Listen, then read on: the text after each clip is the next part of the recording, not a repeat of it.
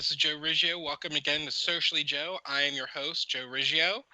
Welcome to episode 23. This is a very special episode because this is my nonprofit segment where I always like to bring a local nonprofit on and we talk about a little bit more about them, see what they do, and how we can help them. So with that, my guest today is Lisa Frick with Infinite Wishes. So thank you, Lisa, for joining me on Socially Joe, and I'm going to turn it over to you now. So if you can just give us a little bit brief description about you and Infinite Wishes. Go ahead. Thank you, Joe, for having me on your show. My name is Lisa Frick. I'm the Executive Director of Infinite Wishes Foundation, and we are an nonprofit. We're an all-volunteer nonprofit, 501c3, based in Florida, and we basically operate in several states, but primarily Florida. And what we do is we fulfill wish trips for adults with life-threatening illnesses, much like the children's organizations do, but for adults ages 18 to 65. And then we also have a veterans portion for combat wounded veterans as well.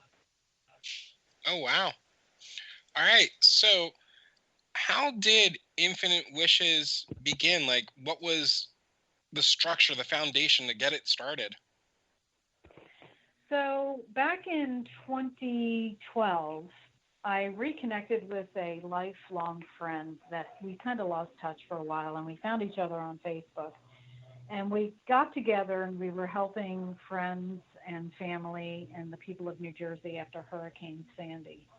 And we did it from the internet and Facebook, and we reconnected again after a long time. And we picked up right where we left off.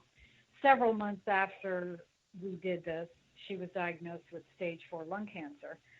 And so I came into the picture sort of at a very critical moment in her life. And her lifelong dream was to swim with the dolphins. So I thought, let me get on the internet and find an organization for adults. Well, I quickly found out that they really don't exist. And if they do exist, they're more for a life-limiting terminal. Although she was, I didn't really want to pursue that side of it because she was in for the fight. So with that being said, I reached out through my connections, and I reached out to Discovery Cove, and they offered to bring her to Discovery Cove to swim with the dolphins. So we flew her down here to Florida, and we took her over there. And when she got done swimming, the dolphins came out of the water and said to me, "This was the best day of my life." So that struck me because I thought, well, I only made a few phone calls and I made a few connections, and how profound is that for somebody to tell you? So that stayed with me. And then after she passed away, I reached out to her family and wanted to do something in her honor. And so that's how Infinite Wishes was born. It's actually, the corporate name is Jones Wish Foundation, but we do business as Infinite Wishes Foundation. Nice. That's good to know. If you could just speak up for us, because I want to make sure that our listeners can actually hear you. But so you kind of gave us the foundation of how Infinite Wishes started. But what services does Infinite Wishes provide? Oh, as I said, wish trips for adults who are sick. So it's not a life-limiting terminal situation. It's more of life-threatening, which in terms of that means that you're diagnosed with a life-threatening illness. Doesn't mean you're going to die, or doesn't mean that it's end of life, but it's life-threatening. So it could be a variety of things. It could be congestive heart failure, different types of illnesses that would cause you some issues, serious issues. So what we do is we pick up at 18 because the children's organizations leave off at 17. So at 18, they're considered adults. So we pick up at 18 and we go all the way to 65. And what we do is we send people on respite trips, or send them to a little vacation when they're well enough, or in between treatments or before treatments. We send them to do some fun things in the theme parks, or over to Kennedy Space Center or whatever really kind of their wishes are. But we primarily focus in the Orlando area because we have strong networks there with organizations that work with our organization. So that's what we do. And we give them a nice little vacation. And time and time again, I can't tell you how many times I hear people say to me, I was feeling terrible and I called you, and now I feel invigorated and I feel energized and I have something to look forward to. So we can hear the difference that we make when we do what we do. That's awesome. So the are the services for the local community only? Now, I know you kind of mentioned earlier that you started and it was a lovely lady that was not local to us that you flew down, but I kind of answered it, but I just want to make sure, is it just really non-local? It could be anywhere? So anywhere in the state of Florida, and then we also participate in New Jersey because we were born and raised there, and that's where Joan lived, and that's where a lot of our friends are that are part of our organization. So the two main states that we operate in are Florida and New Jersey, although Florida is more active than New Jersey because we have different things to do here that are unique to Florida.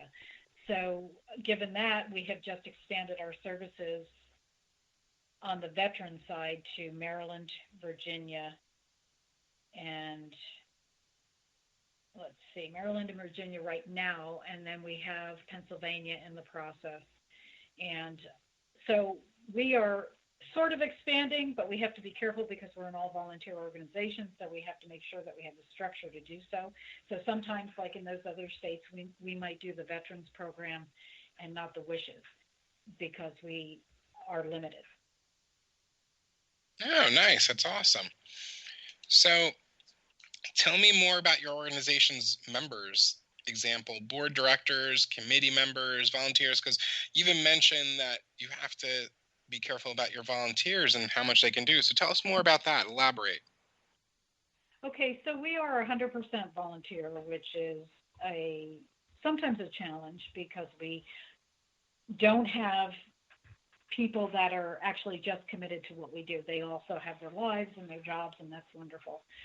The good side of that is that we don't have salaries or overhead. So actually everything functions out of my home office, and we are able to dedicate a lot of our dollars exactly where they need to go. So it started out with myself, Joan's sister-in-law, Donna, and her brother, Al. We're the primary board members, the three of us. And then we probably have a group of about 20 volunteers on different levels. Nurses, doctors, people that are in graphic design that do our logos. So we have people in a lot of the different spaces. Some of them are our event volunteers. Some of them are military that work on our military program. So we have probably about 20 volunteers that are pretty dedicated to what we do. And a lot of times they work on the back side of things and you don't necessarily see them on the front side, but they are wonderful, and I could not have done this without them. Nice. That's great. And, volunteers are always good or good to have, but also hard to find sometimes when you need them. But when they step up, it's amazing. Yes, it's no, go ahead. It's critical to find great volunteers. It really is. It is.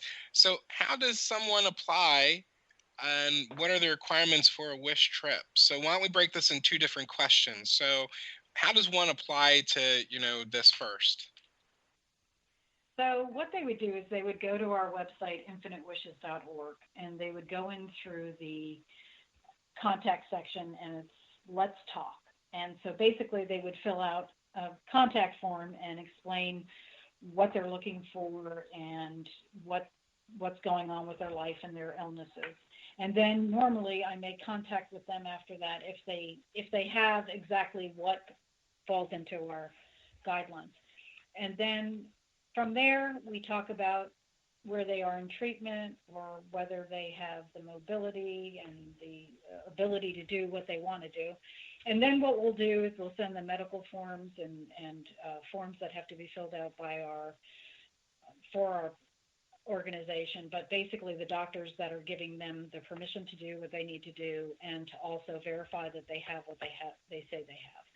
So that's the beginning of the ball rolling. And then if everything lines up and works out, we go to work with our corporate and community volunteers, and we put the trips together, and we try to give people a break from the reality of whatever they're dealing with.